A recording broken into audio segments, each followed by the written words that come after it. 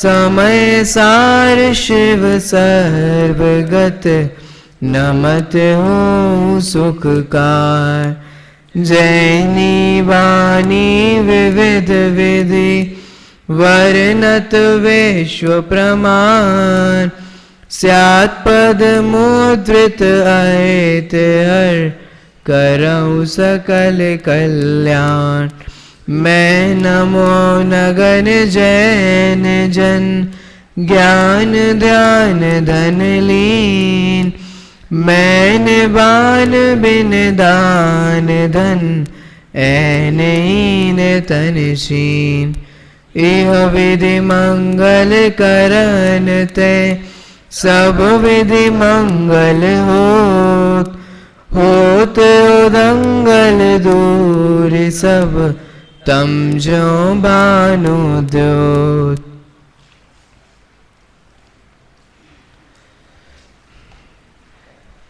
गुणस्थान विवेचन, अध्याय पहला, सम्यक ज्ञान चंद्रिका, पीठिका। इसका यहाँ पर अपन प्रारंभ किया है। अभी तक हमारे 2 प्रश्न यहाँ पर हो चुके हैं। मंगलाचरण के उपरांत टोडरमल जी ने जब ये कहा कि मैं इस महाग्रंथ की, जो कि सचमुच एक समुद्र के जैसा अथाह है, बहुत बड़ा है, बहुत गंभीर है, फिर भी मैं मंद बुद्धि होकर भी इसका टीका लिखने का प्रारंभ करता हूँ, तो सामने वाले ने प्रश्न किया था कि देखो भाई, एक सीधी सी बात इतनी सी है, अगर कोई काम हमें नहीं आता है तो हमें नहीं करना चाहिए। अगर तुम मंद बुद्धि हो तो मत करो। तो टोडरमल जी ने इसके लिए क्या उत्तर दिया था? जिसको आता हो वह हाथ खड़ा करे। क्या उत्तर दिया था टोडरमल जी ने? क्योंकि वे क्यों लिख रहे हैं? नहीं आने पर भी लिखे जा रहे हैं। बताओ नयन, खड़े होकर।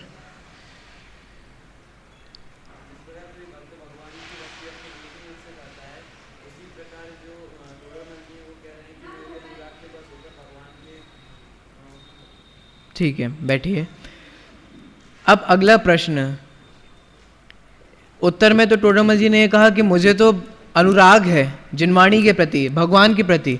देखो, भगवान के प्रति अनुराग और जिनवाणी के प्रति अनुराग अलग अलग अनुराग नहीं होता। मतलब ऐसा नहीं होगा कि मुझे भगवान के प्रति तो श्रद्धा है, उनके प्रति तो प्रीति है, जिनवाणी के प्रति नहीं है, या जिनवाणी के प्रति तो प्रीति हो और भगवान के प्रति ना हो। ऐसा नहीं होता। देव, शास्त्र और गुरु, अगर प्रीति होगी, अनुराग होता तो तीनों पे होगा, और नहीं होगा तो नहीं होगा। फिर अभी हालांकि एक डिटेल, खुद ही में एक डिटेल विषय है, इसे बाद में समझेंगे।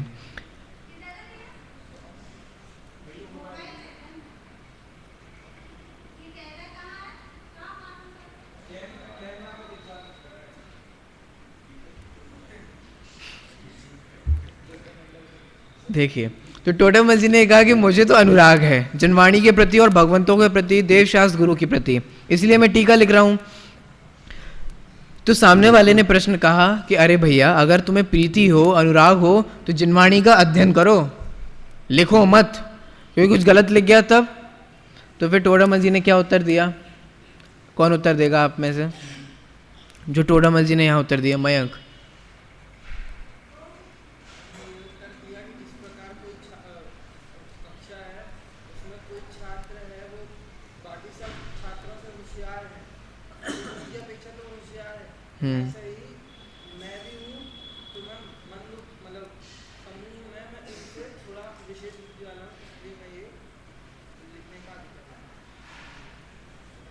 कुछ थोड़े से पॉइंट अच्छा तो बताया, लेकिन थोड़ी सी बात रही, कंप्लीट नहीं हो पाया। बिल्कुल ठीक है, जितना बोला उतना ठीक है, लेकिन कुछ रह गया। कौन बताएगा? आयुष, बैठ जाओ।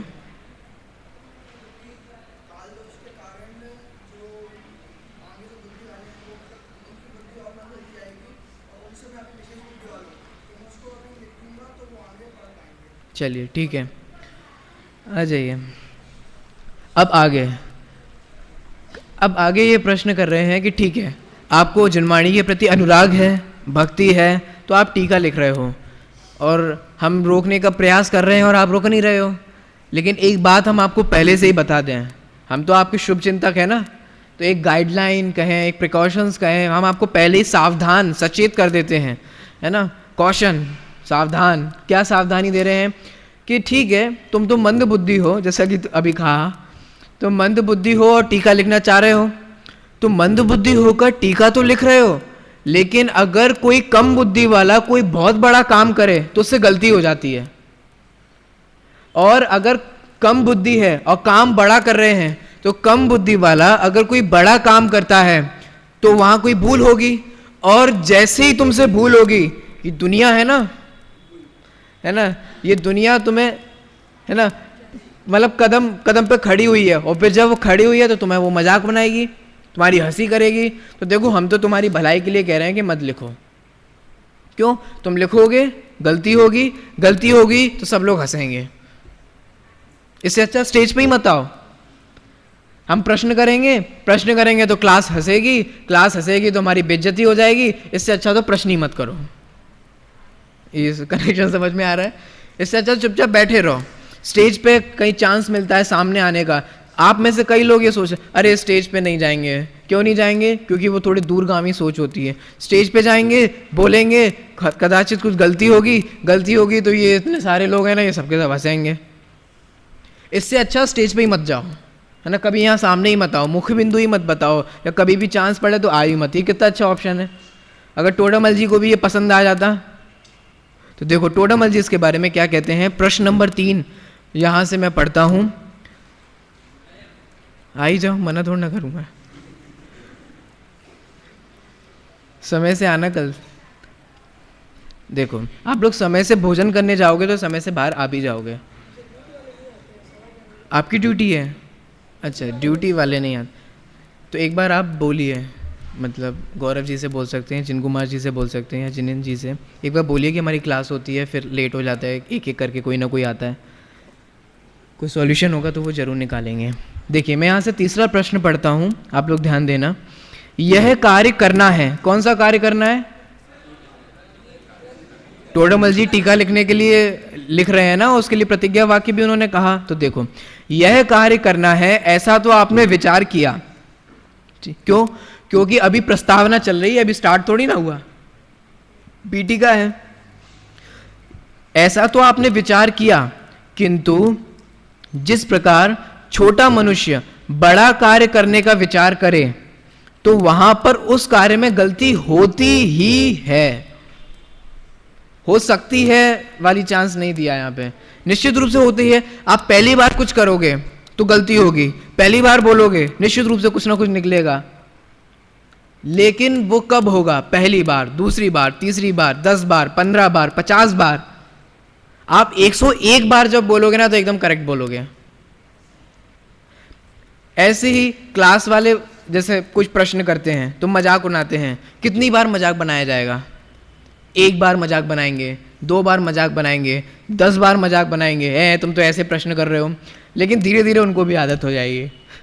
और क्या आदत हो जाएगी? अरे नहीं ये तो प्रश्न ही करता है, अब क्या मजाक करना, हाँ पूछ ले भाई। तो कुल मिला के बात इतनी सी है, यहाँ पे जो कहा जा रहा है कि अगर छोटा मनुष्य बड़ा काम करता है तो उसमें गलती होती ही है। अगर आप भी कुछ भी पहली बार अटेम्प्ट करोगे, कुछ भी चीज़, तो वहाँ गलती होगी। आप पहली बार निबंध लिखोगे तो गलती होगी। जरूरी नहीं है कि आपका पहली बार लिखो और आपको फर्स्ट, लेकिन हमें ये एक्सपेक्टेशन होती है कि मैं पहली बार निबंध लिखूं तो फर्स्ट नंबर आना चाहिए। वरना क्या मतलब है? पर मतलब मैं बहुत बड़ा कवि हूं ना, मैं तब तक कविता नहीं लिखता जब तक मेरी कविता को फर्स्ट रैंक ना मिले।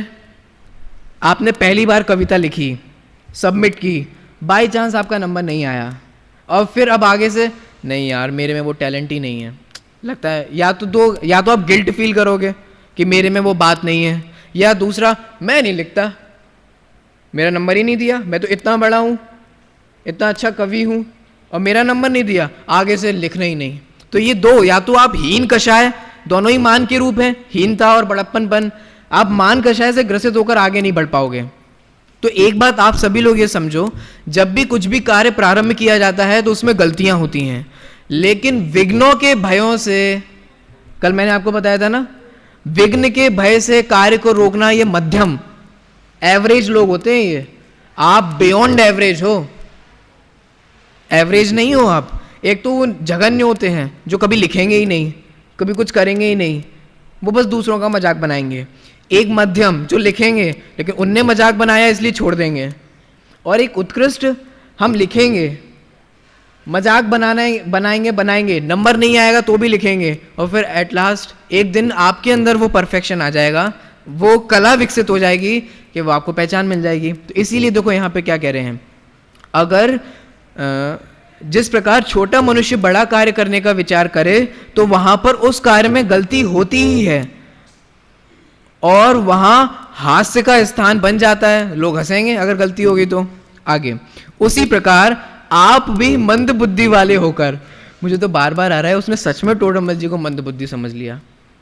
उसी प्रकार आप भी मंद बुद्धि वाले होकर इस ग्रंथ की टीका करने का विचार कर रहे हैं तो गलती होगी ही, और चूंकि विषय भी कौन सा है चारों अनुयोग में से, कॉमर्स सर किस अनुयोग का ग्रंथ है, कर्णानुयोग है ना। कई लोगों को कर्णानुयोग की सुन को नाइटमेयर्स आते हैं, डर लगता है, डरावने सबने कर्णानुयोग दूर, ये थोड़ा ना पढ़ते हैं अपन तो द्रव्यानुयोग पढ़ते हैं, और कभी कभी प्रथमानुयोग, अगर कर्णानुयोग थोड़ा ना। तो देखो एक तो मंद बुद्धि और कर्णानुयोग, तो मंद बुद्धि वाले होकर इस ग्रंथ की टीका करने का विचार कर रहे हैं तो गलती होगी ही और वहां हास्य का स्थान बन जाओगे। फिर इतिहास आप पे हंसेगा, मतलब आपकी ऐसे कहते हैं, हो सकता है कि आपके वर्तमान लोग नहीं हंसे लेकिन आगे आने वाली पीढ़ी वो आप पर हंसेगी कि आपने क्या लिख दिया।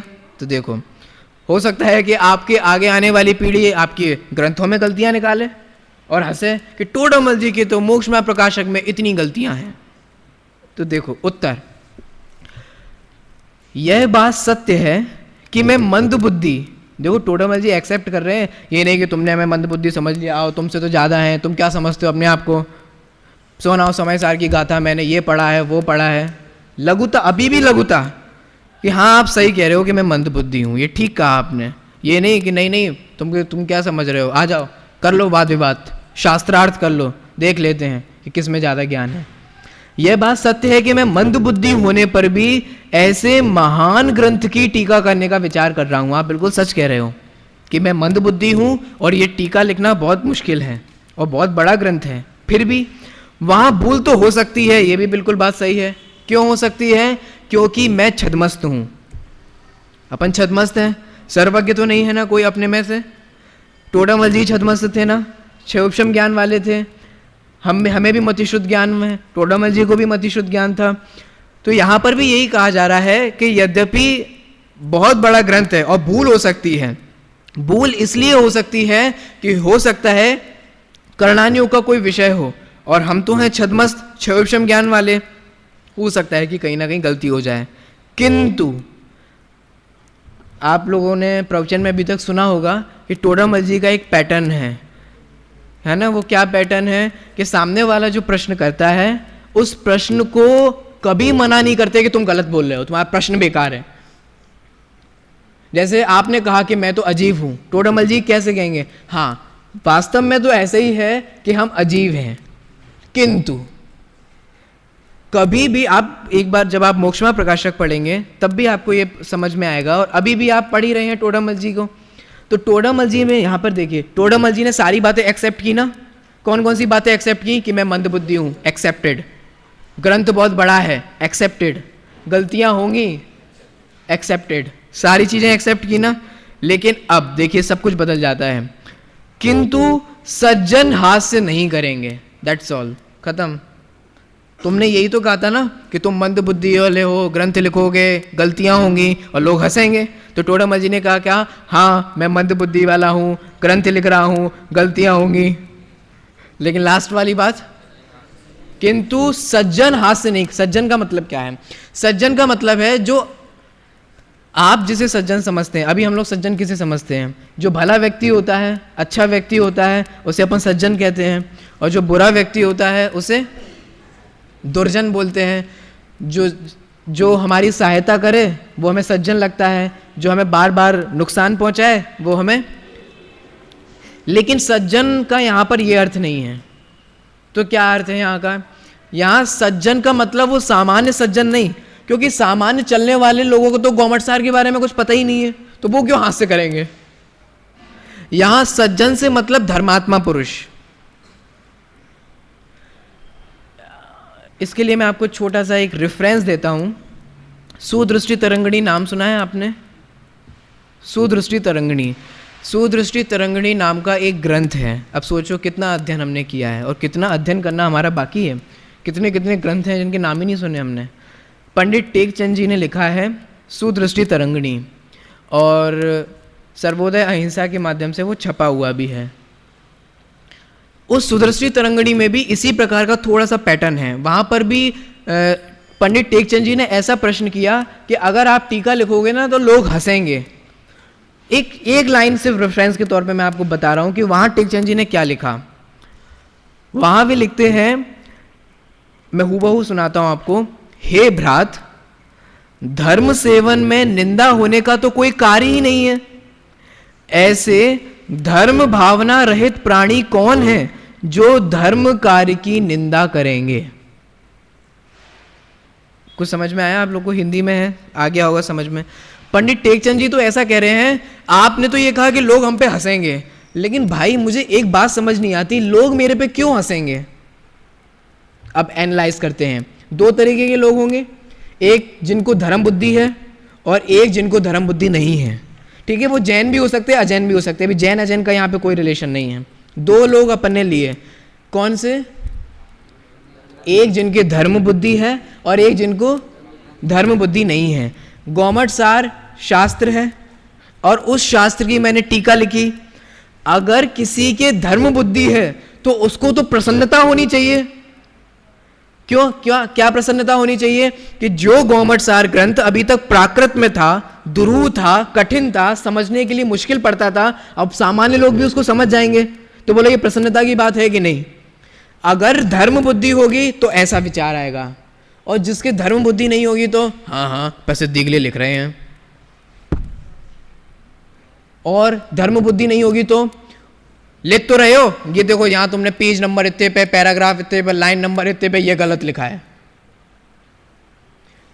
एक सीधी सी बात समझिए, जैसे कोई भी कार्य करते हैं, फॉर एग्जाम्पल जैसे कुछ भी, अभी जैसे आप लोग अभी पढ़ रहे हैं, धीरे धीरे आपको धर्म प्रभावना के भी विकल्प आएंगे, अभी भी आते होंगे।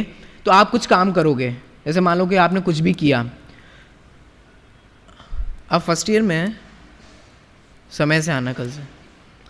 जैसे मैं तो आपसे ये कह रहा था कि जैसे आपने कुछ भी काम किया, ठीक है, उस काम के प्रति लोगों का रिएक्शन क्या होना चाहिए?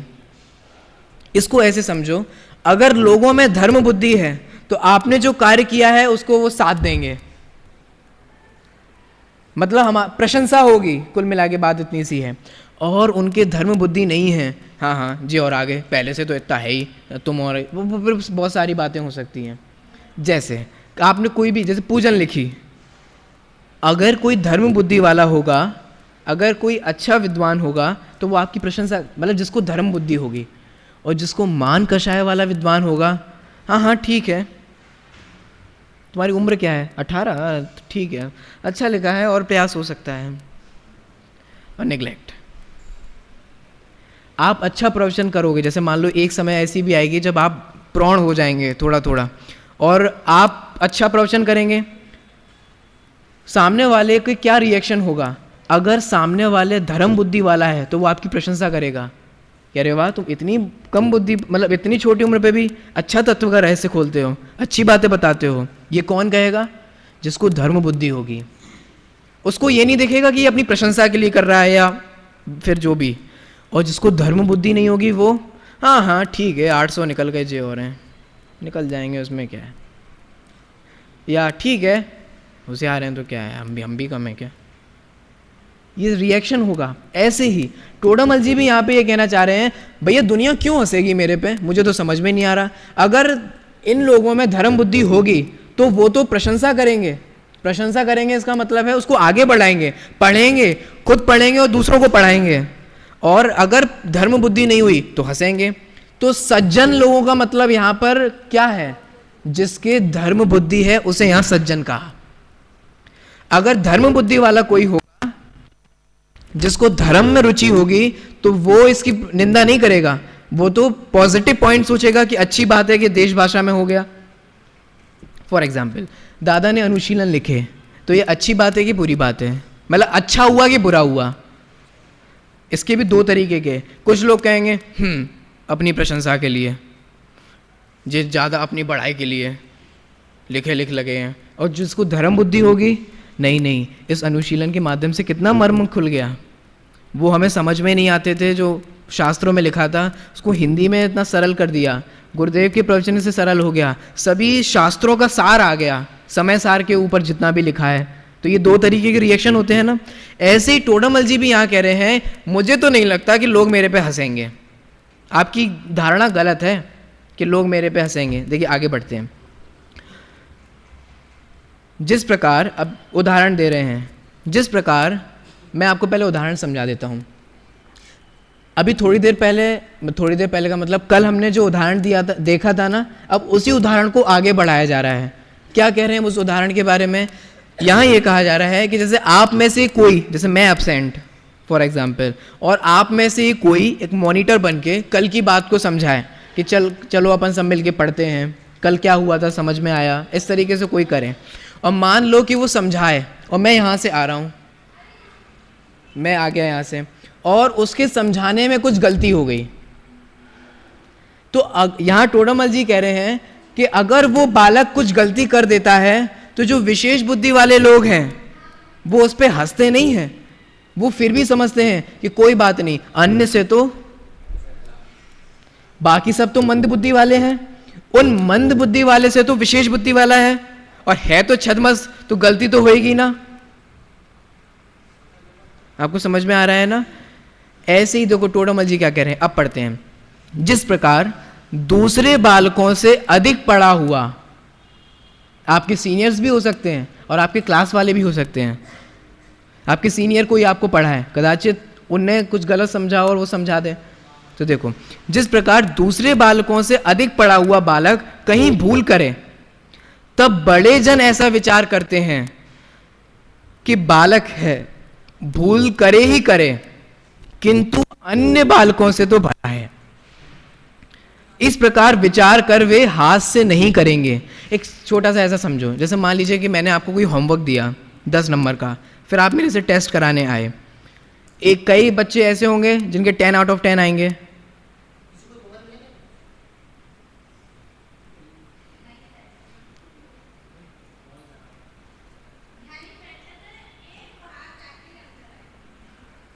तो किसी को तो होमवर्क मिला आपको 10 आउट ऑफ 10, किसी को नंबर मिले, किसी को 9 नंबर मिल सकते हैं, किसी को 5 मिल सकते हैं।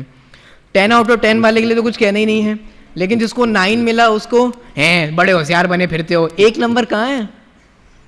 अगर मैं ऐसा करूं कैसा लगेगा आपको? वास्तव में विचार तो ऐसा करना चाहिए कि कोई बात नहीं, 9 मिले, 1 नंबर वो थोड़ी सी गलती से हो गया, अन्य से 5 वालों से तो भला ही है कि नहीं? अगर एक भूल हो गई तो हो गई, कोई बात नहीं, आगे सुधार ली जा सकती है।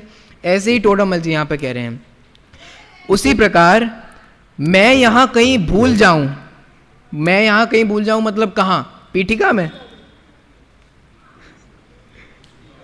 पीठिका में नहीं, किसकी? वो टीका लिख रहे हैं ना, उसकी। पीठिका का मतलब है प्रस्तावना, तो प्रस्तावना में कहीं भूल जाऊं, टीका लिखते वक्त कुछ अर्थ भूल जाऊं। अर्थ भूल जाऊं का मतलब ये नहीं कि कुछ भूल जाऊंगा मतलब कुछ भूला है, भूल जाऊंगा मतलब अर्थ कहीं कुछ गलत हो जाए, मैं तो सावधानी रखूंगा, लेकिन फिर भी अगर कुछ गलत हो जाए तो देखो, उसी प्रकार मैं यहाँ कहीं भूल जाऊं तो वहाँ सज्जन पुरुष ऐसा विचार करेंगे, अगर अच्छे लोग होंगे, धर्म बुद्धि वाले लोग होंगे तो कैसा विचार करेंगे? तो सुनो, वह मंद बुद्धि था। कौन किसकी बात कर रहे हैं यहाँ? कौन किसकी बात कर रहा है? कोई बताएगा मुझे हाथ खड़ा करके? कौन किसकी बात कर रहा है? वह मंद बुद्धि था। कौन किसके बारे में बात कर रहा है? अगर आप इसका उत्तर नहीं दे पा रहे हैं, इसका मतलब आप विषय से लिंक नहीं बैठा पा रहे हैं। आई रिपीट, वह मंद बुद्धि था, ये कौन किसके लिए कह रहा है? चेतन प्रकाश, आए समझ में? सभी के हाथ, हाँ, किससे पूछूं? आप बताओ जो लास्ट में आए थे। हाँ, टोडरमल जी अपने बारे में कह रहे हैं। सही है उत्तर? ऑडियंस पोल ने मना कर दिया। नेक्स्ट और पूछते हैं। हाँ आप बताओ नितिन।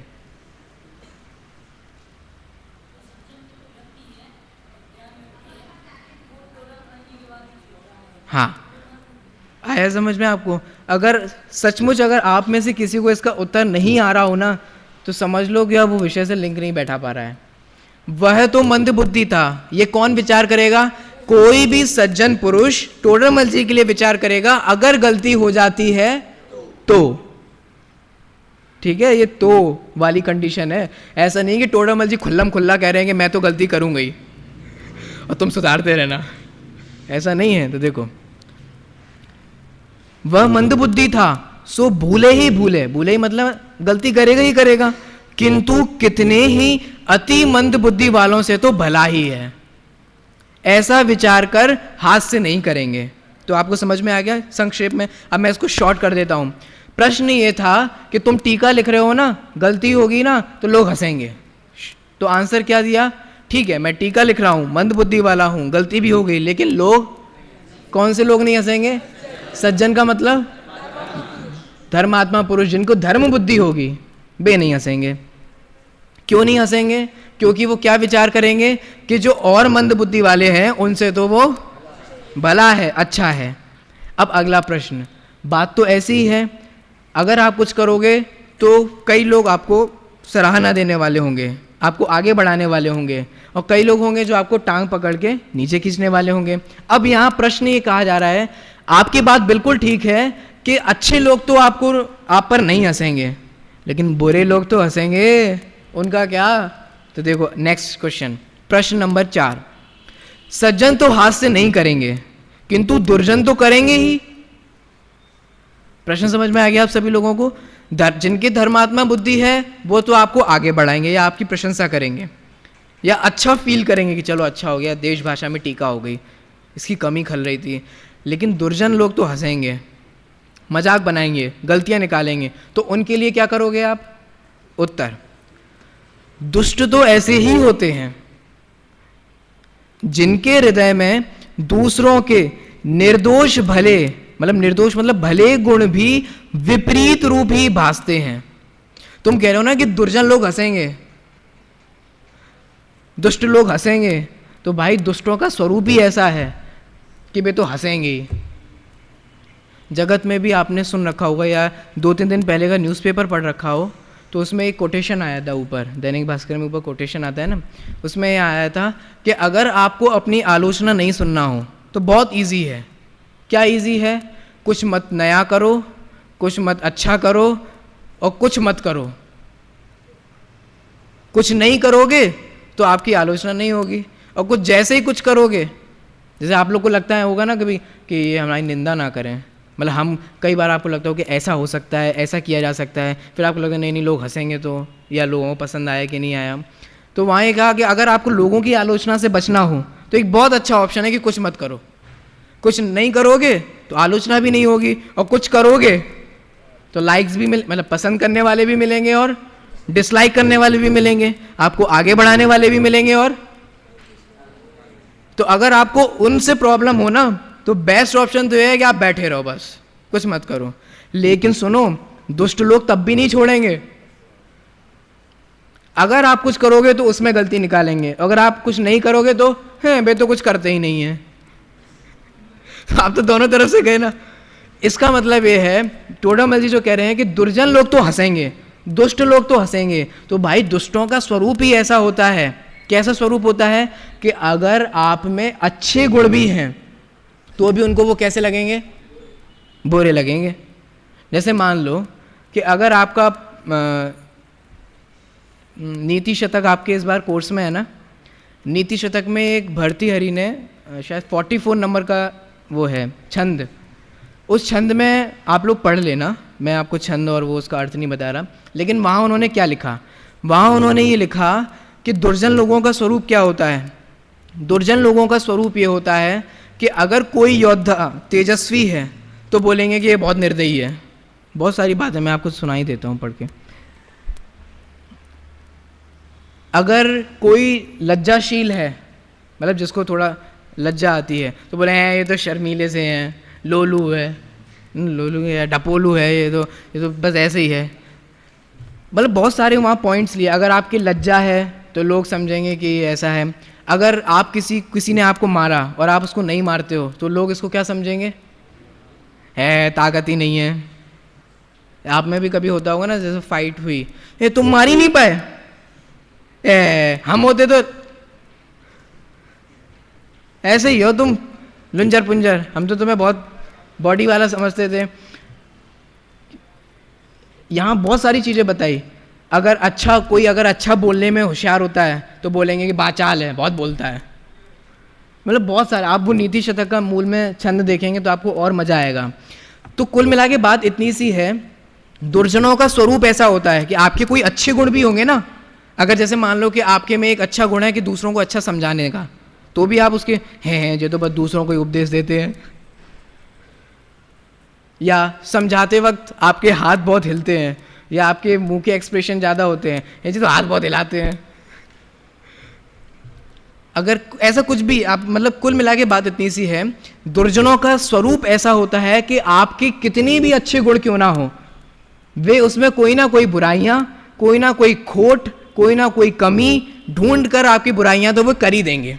इसीलिए कभी भी किसी भी बुराइयों के भय से या दुर्जनों के कहने के भय से कोई काम नहीं रोकना चाहिए। ये टोडामल जी यहाँ कह रहे हैं। टोडामल जी कह रहे हैं कि देखो, कहाँ गया, दुष्ट तो ऐसे ही होते हैं जिनके हृदय में दूसरों के भले गुण भी विपरीत रूप ही भासते हैं। आप कितना भी अच्छा करो तो उनको बुरा लगेगा। आप धर्म की प्रभावना के लिए कुछ करोगे तो उनको लगेगा कि नाम की प्रसिद्धि के लिए कर रहे हैं। तो दुर्जन का तो स्वरूप ऐसा है। आगे, किंतु उनके भय से जिसमें अपना हित हो ऐसे कार्य को कौन नहीं करेगा। ये आप लाइन मतलब ऐसी है कि बिठा लो अपने दिल में, या बिल्कुल अंदर से पूरे फील करके। क्या कह रहे हैं यहाँ पे, उनके भय से जिसमें अपना हित हो वो नहीं छोड़ना चाहिए। टोडामल जी यहाँ कह रहे हैं टीका लिखने में उनका हित भी है और सभी लोगों का हित भी है। कि टोडामल जी का हित है कि नहीं कि अगर वो टीका लिखते हैं तो उनकी भी उपयोग की निर्मलता, उपयोग की सूक्ष्मता, विषय की वृद्धि हो जाती है, नया विषय समझ में आता है। आप लोग इस चीज़ को प्रैक्टिकल तो करते ही होंगे। जैसे कोई एक विषय है जो आप अभी समझते हैं और वही विषय जब आप गोष्ठी के लिए बोलते हैं तो कुछ नया मिल जाता है। उसी विषय को जब आप निबंध के लिए लिखेंगे या कुछ और किसी और के लिए लिखेंगे तो कुछ और नया मिलता है। ऐसे ही यहाँ पर कहा जा रहा है कि टोडामल जी यहाँ जो लिख रहे हैं इससे मंदबुद्धि वाले मतलब सामान्य लोगों का भी भला है और टोडामल जी का भी भला है। इसलिए टोडामल जी यहाँ कह रहे हैं कि मुझे जिसमें अपना हित भाषित होगा उसे मैं दूसरों के कहने पर नहीं छोड़ूंगा। कई लोग आपके में से ऐसे होते हैं ना कि जो 12th तक यहाँ तक पढ़ लेते हैं और फिर बाद में छोड़ देते हैं। क्यों छोड़ देते हैं? क्योंकि उनके क्लास वाले जो स्कूल के क्लास वाले होते हैं, क्लासमेट, तुम संस्कृत पढ़ रहे हो, है संस्कृत पढ़ रहे, बताओ कोई स्कोप है इसमें, कोई फील्ड है ये?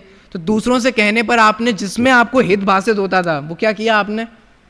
अरे यार बात तो सही है, धर्म में थोड़ी ना रोटी मिलेंगी, है ना, अगर बिल्डिंग बनानी है तो ये थोड़ा ना, फिर रहने दो, इससे अच्छा तो मैं ये करूं।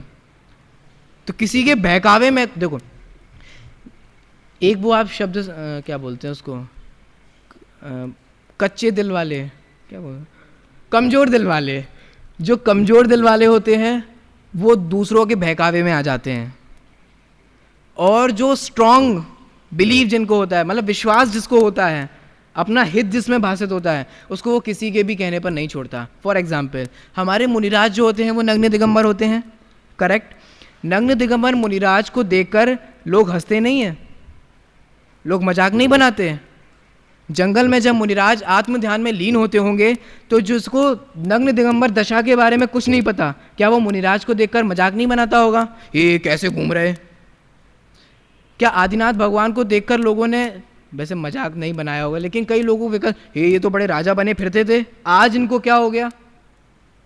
तो बोलो, ऐसा कहने पर वे कपड़े पहन लें कि यार ये लोग तो मेरा मजाक बना रहे हैं। जंगल में लास्ट कल वो भी आया था, उसने भी मेरा मजाक बनाया था कि मैं नग्न दिगंबर हूँ, अभी ये भी मेरा मजाक बना रहा है। इससे अच्छा तो हाँ फ़ोन करके, अरे फ़ोन कहाँ से आया, जैसे तैसे, सुनो मेरे घर पे फ़ोन करवा देना, ये संदेश भिजवा देना कि मेरे कपड़े भेज दें। ऐसा अभी किसी कहानी में पढ़ा?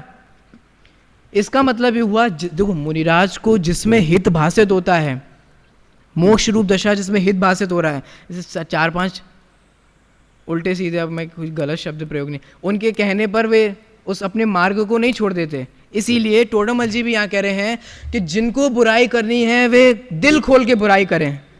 क्यों? क्योंकि उनकी बुराइयों का मेरे ऊपर कोई इम्पैक्ट नहीं पड़ने वाला। देखिए आगे बढ़ते हैं। अब टॉपिक चेंज हो रहा है, सज्जन दुर्जन वाला टॉपिक खत्म। अब यहाँ सामने वाला ये कह रहा है, अरे यार क्यों नया ग्रंथ लिख रहे हो, पहले से है तो है। देखो प्रश्न नंबर 5, पूर्व ग्रंथ तो है ही। टॉपिक चेंज हो गया ना, मतलब विषय, क्वेश्चन जो अभी तक चल रहे थे उससे चेंज हो गया। देखो क्या कह रहे हैं, पूर्व ग्रंथ तो है ही, मतलब पहले से लिखे हुए इतने सारे ग्रंथ हैं, अब क्यों लिख रहे हो? बोलो सबको जाके, जितने भी विद्वान लिख रहे हैं, जितने भी सब लोग लेखन कर रहे हैं, आप सब लोग को जाके बोलो कि भैया पहले से है तो हैं, पहले से है तो हैं। एक तो पेपर वेस्ट होता है, स्याही वेस्ट होती है, वनस्पति का एक जीव, और फिर एक्सेट्रा एक्सेट्रा। पूर्व ग्रंथ तो है ही, उन्हीं का अभ्यास करने और कराने से ही हित होता है। मंद बुद्धि से ग्रंथ की टीका करने की महंतता क्यों प्रकट करते हो? प्रश्न समझ में आ गया आप लोगों को? प्रश्न में यह कहा जा रहा है कि देखो पहले से ही बहुत सारे ग्रंथ हैं, अगर तुम उनको पढ़ो और पढ़ाओ तो ठीक है ना। अच्छा, तुम ग्रंथ की टीका करके अपने आप फेमस होना चाहते हो, महंतता प्रकट क्यों करते हो? इसका मतलब समझ में आया? तुम ग्रंथ की टीका करोगे, कॉमर्स सार बहुत प्रसिद्ध ग्रंथ है, बहुत मान्य ग्रंथ है, और तुम उस ग्रंथ की टीका लिखोगे देश भाषा में, इसका मतलब तुम्हें फेमस होना है।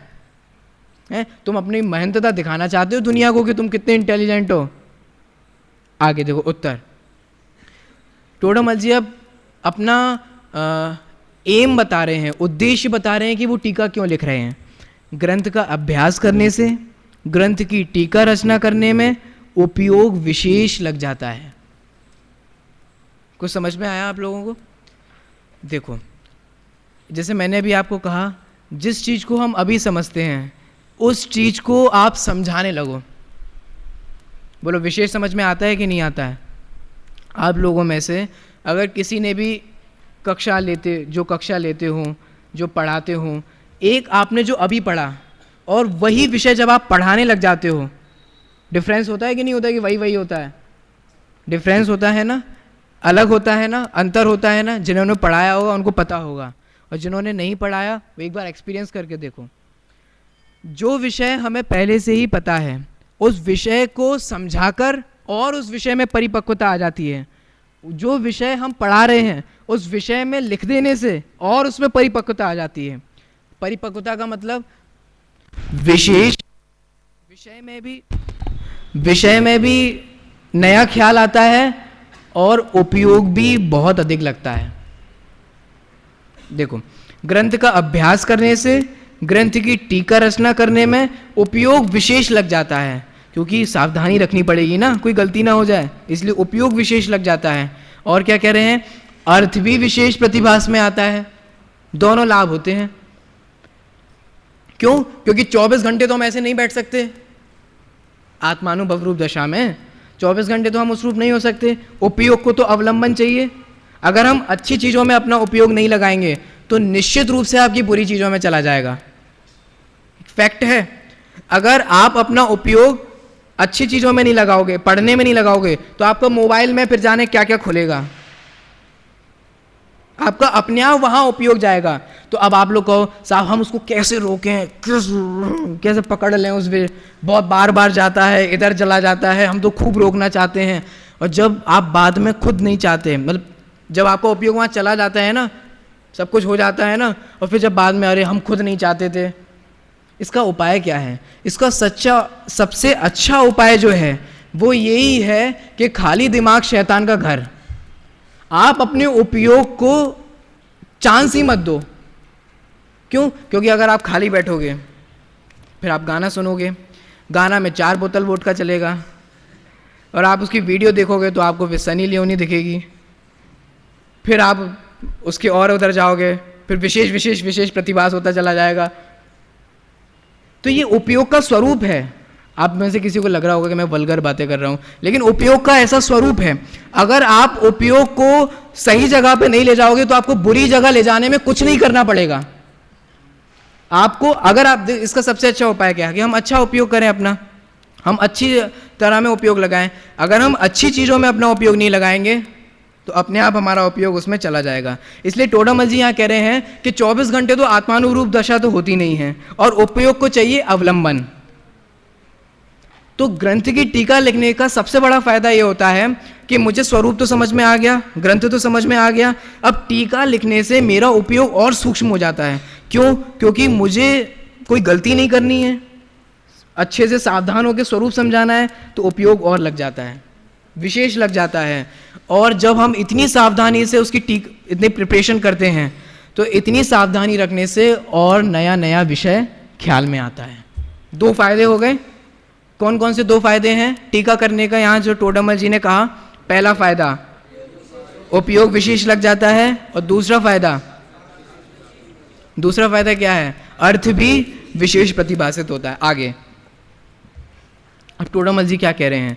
अन्य जीवों को ग्रंथाभ्यास कराने का संयोग होना दुर्लभ है। आई रिपीट, मैं इसको फिर से बोलता हूं, ध्यान से सुनना। अन्य जीवों को ग्रंथ अभ्यास कराने का संयोग होना दुर्लभ है। कुछ समझ में आया आप लोगों को? मैं तीसरी बार पढ़ता हूं और आप लोगों में से पूछूंगा कि इसका मतलब क्या है। अब देखो, अब विशेष उपयोग लगेगा कि नहीं लगेगा? उपयोग का ऐसा ही स्वरूप है। तो देखो, अन्य जीवों को ग्रंथाभ्यास कराने का संयोग होना दुर्लभ है, इसका मतलब कौन बताएगा मुझे आप में से?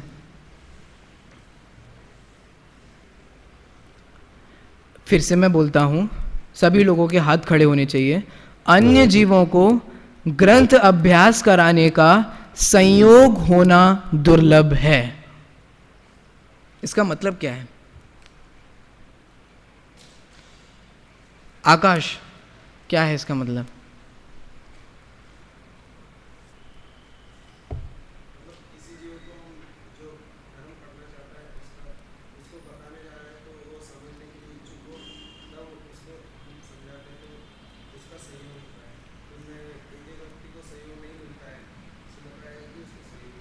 चलिए, ठीक बताया हाँ आकाश ने।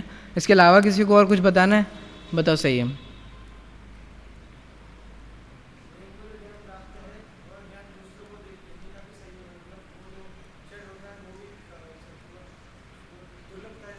चलो, इसका मतलब आपको समझ में आ गया। आकाश ने भी ठीक कहा और सही हमने भी ठीक कहा।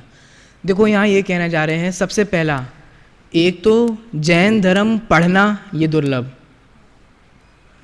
कहाँ से आप लोग निकल के आए हो, कितना दुर्लभ है। और जब आप 5 वर्ष यहाँ पढ़ लेते हो, फिर आप लोगों में से कितने को ये दिक्कत होती है? मैं कई बार जब बोलता हूँ कि घर जाके पढ़ाया करो, तो आप लोग का सबसे पहले क्या रिप्लाई होता है? वहाँ कोई आता ही नहीं है, वहाँ तो विरोध है, वहाँ तो ऐसा है, वहाँ यहाँ ऐसा है।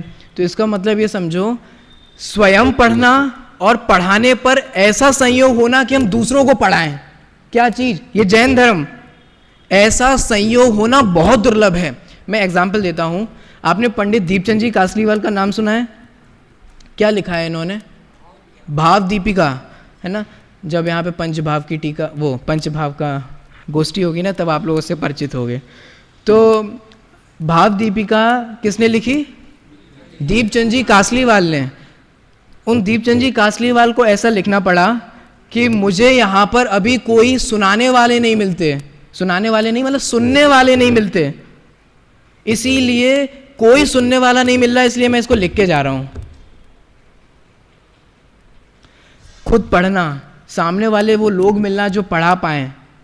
आप लोगों की ऐसी बुद्धि होना कि ये पढ़ो। ये सारे यहाँ टोडामल जी कह रहे हैं, ये सारा ग्रंथ अभ्यास करना बहुत दुर्लभ है। ठीक है, अब आप लोग सोचना कि क्या क्या चीज़ चाहिए, इस पर ज़्यादा नहीं जाते, आगे बढ़ते हैं। आपको समझ में आ गया इसलिए। और संयोग होने पर भी देखो, ये संयोग हो गया ना। देखो, इस दुनिया में कितने सारे स्कूल्स हैं, कितने सारे कॉलेज हैं और कितनी सारी यूनिवर्सिटीज़ हैं। ठीक है, अब आंकड़ा आप लोग इंटरनेट पे सर्च कर सकते हो कि इतने कॉलेज हैं, उन कॉलेज में से कितने कॉलेज ऐसे हैं जहाँ जैन दर्शन पढ़ाया जाता है? रेशियो कितना आएगा? बोलो, कितने ध्यान में आते हैं? कम होता चला जा रहा है। उसमें भी उस यूनिवर्सिटी में कितने लोग पढ़ते हैं? उस डिपार्टमेंट को कितने लोग पढ़ते हैं? वो तो अपने यहाँ इतनी भीड़ है हॉस्टल की वजह से, वरना एक दो से डिपार्टमेंट चलाते हैं।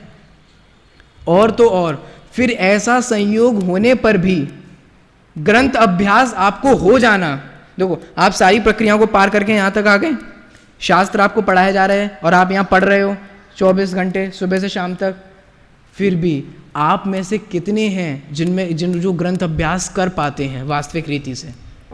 टोडामल जी उसी की ओर ध्यान आकर्षित कर रहे हैं। देखो, अन्य जीवों को ग्रंथ अभ्यास कराने का संयोग होना दुर्लभ है, और संयोग होने पर भी किसी जीव को ही अभ्यास होता है। आगे, ग्रंथ की टीका बनने से तो परंपरागत अनेक जीवों को अर्थ का ज्ञान होगा, इसलिए अपना और अन्य जीवों का विशेष हित होने के लिए टीका करते हैं। एम बता दिया टोडामल जी ने, उद्देश्य बता दिया, उद्देश्य कथन है ना, सोपान प्रयोग किया कि नहीं किया, उद्देश्य कथन कर दिया। क्या उद्देश्य है टोडामल जी का? प्रसिद्धि के लिए, कि लोगों को पता चले कि मैं आचार्य कल्प जैसा हूं। इसलिए यहां टोडामल जी कह रहे हैं, क्या किस लिए उन्होंने लिखा? अपना और अन्य जीवों को। अब मैं आपसे एक प्रश्न करता हूं, अपना क्या हित होगा? जिसको आता हो वो हाथ खड़ा करें। मतलब टोडामल जी कह रहे हैं कि अपना मतलब मेरा, मतलब उनका। टोडामल जी कह रहे हैं कि उनका हित होगा। मैं आपसे पूछता हूं कि टोडामल जी का क्या हित होगा? अभी अपन पढ़ के आए हैं इसलिए पूछ रहा हूं।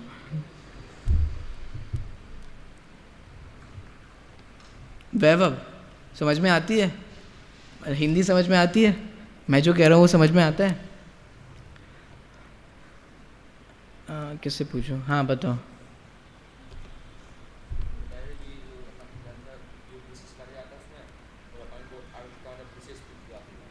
ठीक है, बिल्कुल सही बताया टोडामल जी ने। क्या मतलब यहाँ जो क्या ना अपना हित होता है, तो वो अपना हित क्या होता है?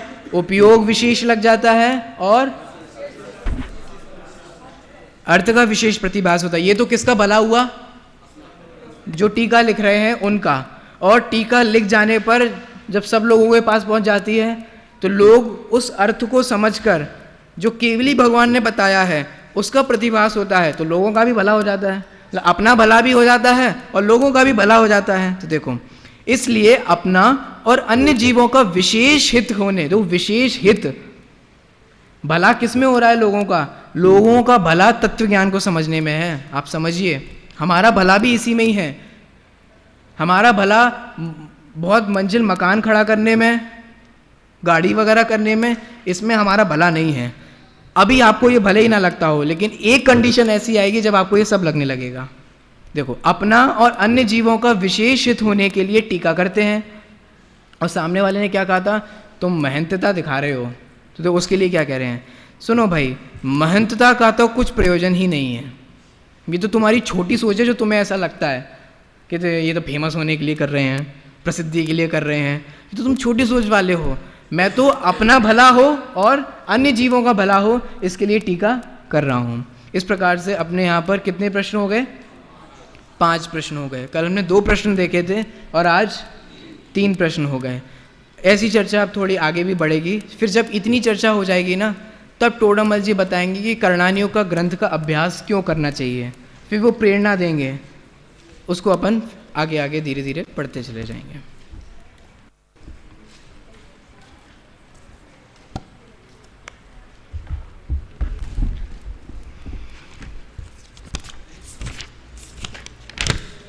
पेन दे दीजिए।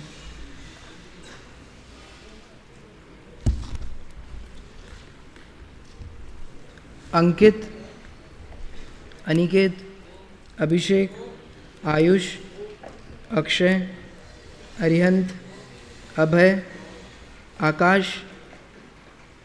कल कहाँ थे?